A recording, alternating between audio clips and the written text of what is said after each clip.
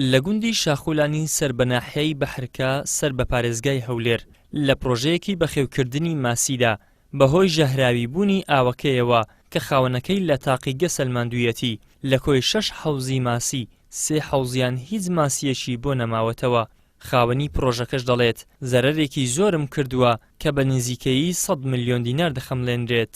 حرەسم هەیە لێرانە بووم دوێنێ بە خۆم سەرپەرشتیەکەم لێرە بووم هیچ مشکلەی نەبوو لەسەر سکەی خۆی بوو ئۆکسجینی هەبوو علەفی خوار و کێشەی نەبوو سبەینێت چوومە مارە سبەینە حرەس تەلەفۆنی کرد گوتی وەرە ماسیەکەت هەمووی بەس ئاوەکەتیان 6 حەوزمەیە 3 حەوزیان تەخت بووە ئەگەر قەلقلەی لێ بە دەرکەتەبی ئەوە وەکو دەیبینن لێرانەوە ئەگەر هینایتم ئەگەر هەندێکی زیندی تێدا مابێ قەلقلەبی هەر بەشکەم ئەوی بفرۆشیەوە عیبی نەبیتن ئەوی لێ دەدەین ئەگەر ناز زیاتر لە 25,000 ماسی نزیک 30,000 ماسی هەمووی مردار بوو. ئەوە ئیشی نەخۆشی نییە ئەمن تەئەکیدم تەلەفۆنم لۆ چەند کەسی کردیا خەبی شارەزا لە ماسیەکەم ئاوم برتە فاسی ئاوەکەی ژەهراوی کرایە 100% هیچ مشکلە لە ماسی نەبووە.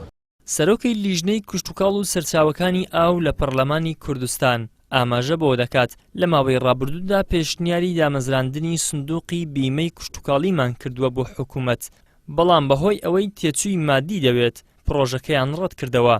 لە پرۆژەکەدا هاتبوو هەر کەسێک زیانی بەرکەوێت بە هەر هۆکارێک بێت بە ڕێژەی لە 170 قەرەبووی بۆ دەکرێتەوە.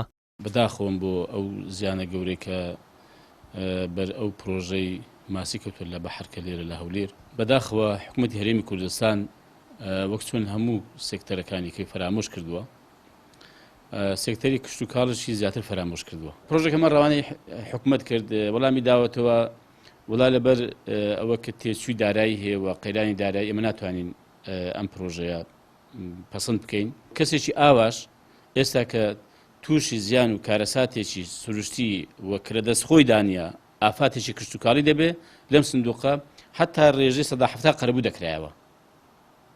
بەڵام بەداخەوە دیارەمە نەکراوە ئەوە بەڕاستی من حکوومەت بە بەرپرسیار دەزانم بەتایبەت لە بوارەکانی دیکەی کشتوکاڵ زۆر کەم تەرخەمە و زۆر خەمساردەوە بەڕاستی نەکرد سێکتەری کشتوکاڵ نەبوو بە سێکتەری یەکەم بۆ دروستکردنی ژێرخانی ئابووری بەڵکو دەتوانم بڵێم فەرامۆشترین سێکتەرە. بەداخەوە وەزارەتی کشتوکاڵژی ئێستا ئەویش خەمی خەڵکی نییە خەمی سێکتەرەکەی خۆی نییە.